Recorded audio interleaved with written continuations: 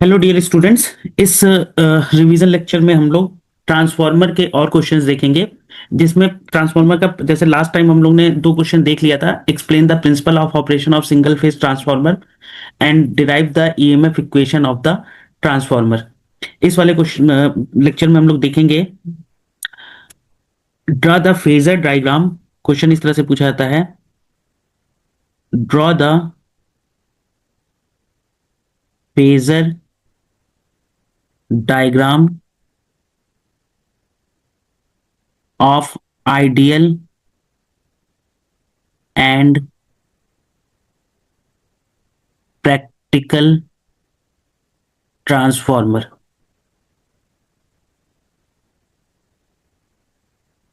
Ideal and practical transformer at no load condition. At no load condition. तो ये no load condition पे phasor diagram draw करने के लिए 2 मार्क्स में कई बार आ चुका है। आई थिंक सो पिछले 5 सालों के पेपर में लगभग, अगर हर ईयर में 2 पेपर होते हैं तो 10 पेपर में ये एटलीस्ट 5 पेपर्स में पूछा गया है कि नो लोड कंडीशन पे फेजर डायग्राम ड्रॉ करना।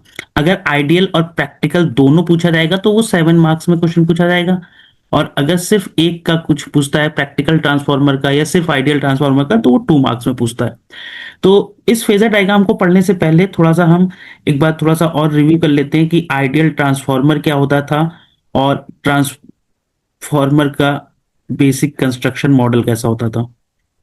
तो देखिए, ये आपका ट्रांसफार्मर कोर है। यहाँ पर ये ट्रांसफार्मर की प्राइमरी वाइंडिंग है, और यहाँ पर ये ट्रांसफार्मर की आपकी सेकेंडरी वाइंडिंग है।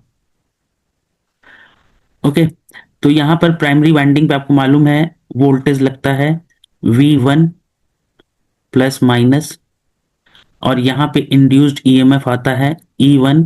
पहले करंट जाती है I1, और यहाँ पर एक फ्लक्स डेवलप होता है फाई। इस फ्लक्स की डायरेक्शन इधर होती है, ये फ्लक्स होता है फाई, और ये फ्लक्स फाई प्राइमरी वाइंडिंग से लिंक करता है, जिसे प्राइमरी वाइंडिंग में इंड्यूस्ड ईएमएफ आता है E1, और यही flux flux phi secondary winding में लिंक करता है, जिसकी वजह से सेकेंडरी वाइंडिंग में ईएमएफ आता है E2। अगर डॉट यहाँ और यहाँ हम बना दें तो ये E2 बन जाता है। और यहाँ पर अगर कोई लोड होता है तो उसमें करंट फ्लो करती है I2, और इस लोड पे वोल्टेज आता है V2। ये होता है आपका सिंपल ट्रांसफार्मर। लेकिन अगर हम बात करते हैं नो लोड कंडीशन की, जैसे यहां पर ये नो लोड की बात कर रहा है, तो नो लोड कंडीशन पे, नो लोड का मतलब क्या होता है? No load, no load condition. तो नो लोड कंडीशन में क्या होता है, एक कोई भी ट्रांसफार्मर नो लोड पे तब होता है जब उसकी सेकेंडरी वाइंडिंग ओपन सर्किट हो जाए। अब सेकेंडरी वाइंडिंग मतलब यहां पर बेटा ये है आपकी सेकेंडरी वाइंडिंग। अगर ये ओपन सर्किट बन जाए, मतलब इतना ये रिमूव कर दिया जाए, इस पार्ट को अगर हम रिमूव कर दें, मतलब सेकेंडरी वाइंडिंग कुछ इस टाइप से बन जाएगी, फिर ये ओपन, ये ओपन सर्किट कर गई। अगर ये ओपन सर्किट हो गई तो सेकेंडरी वाइंडिंग में जो भी करंट फ्लो कर रही होगी, आपको मालूम है ओपन के केस में वो करंट क्या हो जाती है? जीरो। तो सेकेंडरी करंट जीरो हो जाएगी। तो इस केस में अगर हम यहां पर एक प्राइमरी वाइंडिंग पर वोल्टेज अप्लाई करेंगे, अगर हम इस केस में प्राइमरी वाइंडिंग पर वोल्टेज अप्लाई करेंगे, तो यहां पर प्राइमरी वाइंडिंग पे अगर वोल्टेज अप्लाई करेंगे तो प्राइमरी वाइंडिंग में small amount of current flow करती है, एक small amount of current flow करेगी, जिसको हम कहते हैं I0, और इसका नाम होता है नो लोड करंट। इसको हम कहते हैं नो लोड करंट। ठीक है।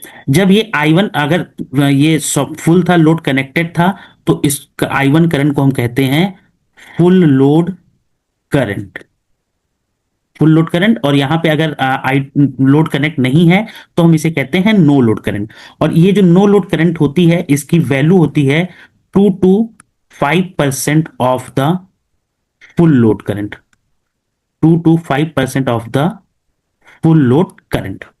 अच्छा, इस नो लोड करंट के बेटा दो कंपोनेंट होते हैं। एक कंपोनेंट होता है आपका आई म्यू और दूसरा कंपोनेंट होता है आई डब्ल्यू।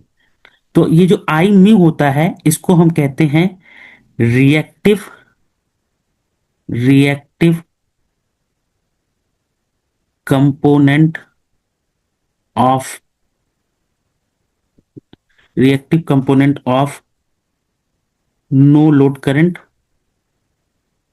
इसको हम कहते हैं reactive component of no load current.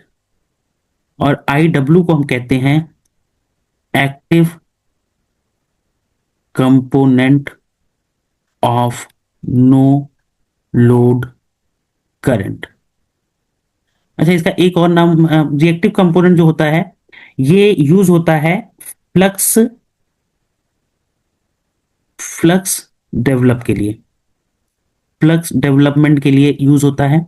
और जो एक्टिव कंपोनेंट होता है ये कोर लॉसेस को सप्लाई करने के लिए यूज होता है, कोर लॉसेस को सप्लाई करने के लिए यूज होता है। और रिएक्टिव कंपोनेंट आईम्यू फ्लक्स डेवलपमेंट के लिए यूज होता है। तो हम लोग ने लास्ट में जब इसका पढ़ा था इक्विवेलेंट सर्किट, तो वो इक्विवेलेंट सर्किट आपका देखिए कुछ ऐसा आया था।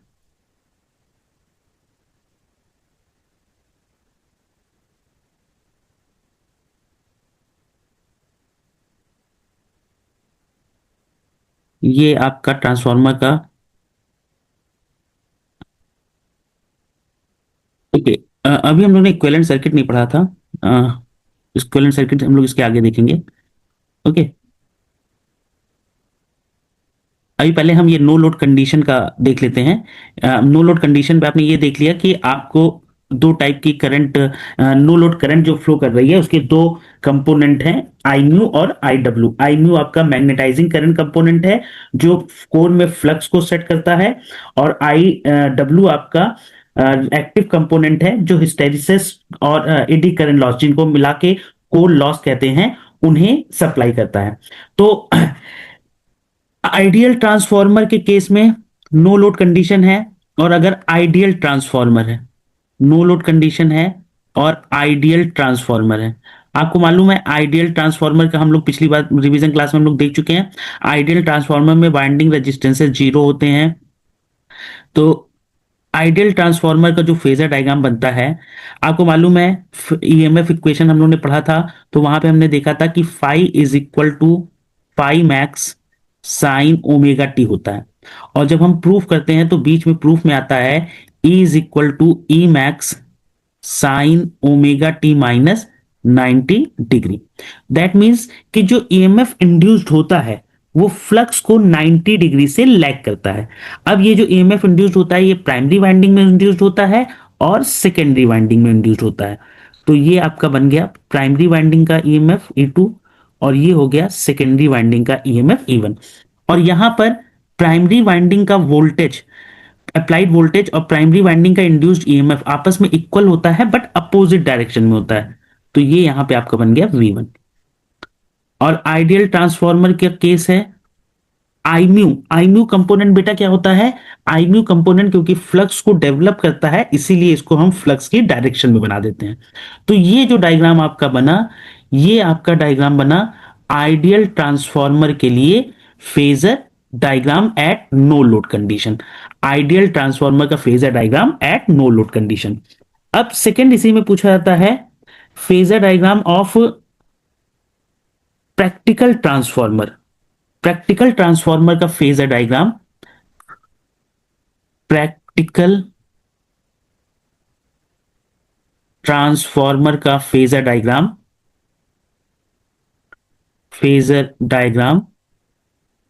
Eight no load condition, at no load condition. तो बेटा इस केस में देखिए क्या होगा, सेम इक्वेशन होगी, phi is equal to phi max sine omega t, E is equal to E max sine omega t minus 90। तो हम रेफरेंस फेजर पे ले लेंगे किसको, फाई को। क्यों, क्योंकि फाई का जो फेज एंगल है वो फेज एंगल आपका जीरो है। फाई का फेज एंगल यहां पर देखिए, फाई का फेज एंगल कितना है, 0 डिग्री, और इंड्यूस्ड ईएमएफ का फेज एंगल कितना है, -90 डिग्री। इसीलिए इंड्यूस्ड ईएमएफ जो आएंगे वो आपके यहां पर E2 और E1, और E2 बराबर होता है V2 के, और E1 जो होता है वो आपका इक्वल होता है V1 के।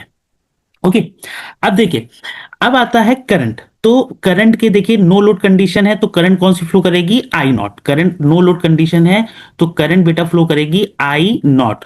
और ये जो आई नॉट फेजर होता है, ये I mu phasor plus I W phasor से मिलके बना होता है। तो देखिए, आई म्यू फेजर क्या होगा बेटा, आई म्यू फेजर क्योंकि फ्लक्स को जनरेट कर रहा है इसलिए ये फ्लक्स की डायरेक्शन में होगा। और आई डब्ल्यू फेजर क्योंकि लॉसेस को, जो है यहां पर देखिए लिखा है ना, आई डब्ल्यू फेजर कोर लॉसेस को सप्लाई करता है, और कोर लॉसेस आपके डिपेंड करते हैं वोल्टेज पे। कोर लॉसेस डिपेंड किस पे करते हैं, वोल्टेज पे। दैट्स वाई आई डब्ल्यू जो होगा बेटा वो V1 की डायरेक्शन में होगा, आई डब्ल्यू V1 की डायरेक्शन में। और इन दोनों फेजर का सम, आई डब्ल्यू और आई म्यू फेजर का सम बेटा बनता है no load current I nought, no load current I nought. Okay, अब यहां पर अगर हम इसको एंगल मान लें, इस एंगल को हम मान लें, मान लीजिए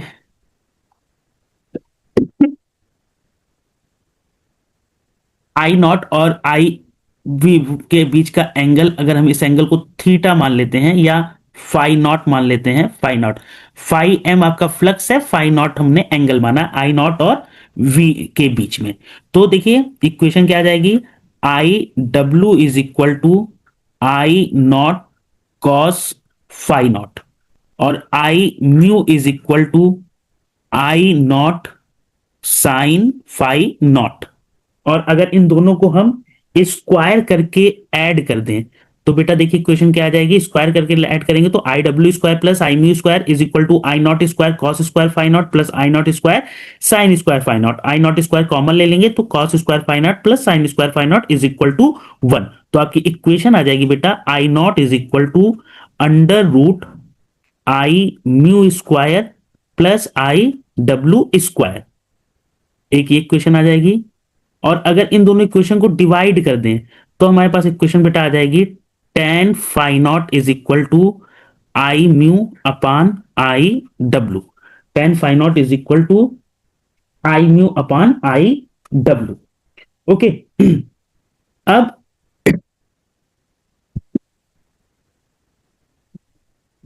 सॉरी, तो ये रहा आपका इस क्वेश्चन का आंसर, कि अगर हमसे क्वेश्चन पूछा जाता है कि draw the phasor diagram of ideal transformer and practical transformer, अगर हमसे ये क्वेश्चन पूछा जा सकता आता है तो हम एक डायग्राम ये ड्रॉ करेंगे, ये वाला डायग्राम आइडियल ट्रांसफॉर्मर के लिए, और ये डायग्राम हम ड्रॉ करेंगे प्रैक्टिकल ट्रांसफॉर्मर के लिए। ओके,